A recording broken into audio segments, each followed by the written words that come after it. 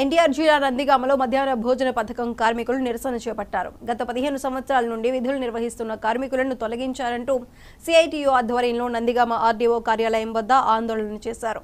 అధికారులు వెంటనే స్పందించి కార్మికులను విధుల్లోకి తీసుకునేలా చూడాలని స్థానిక ఎంఆర్ఓకు వినతి పత్రం అందజేశారు.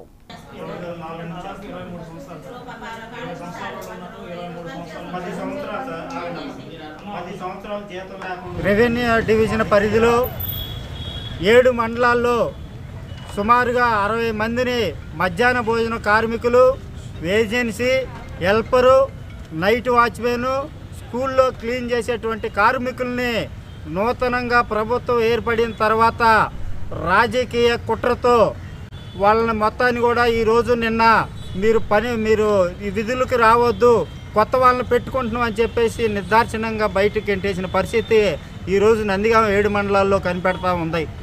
మరి వీళ్ళు ఎటువంటి తప్పు చేయలా, ఎటువంటి కారణాలు లేవు.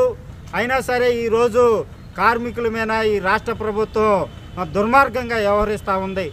పేదల పార్టీ సామాజిక న్యాయం అంటూ ఉంది, ఒక పక్క మంచి ప్రభుత్వం అని చెబుతూ ఉంది. మరి మంచి ప్రభుత్వం అంటే కార్మికులు రోడ్డుకి ఈడవటం మంచి ప్రభుత్వం అని చెప్పేసి మేము ఈరోజు రాష్ట్ర కాంగ్రెస్ ప్రభుత్వ విధానంతోనే నేతన్నలకు ఆకలి చావులు అన్నారు.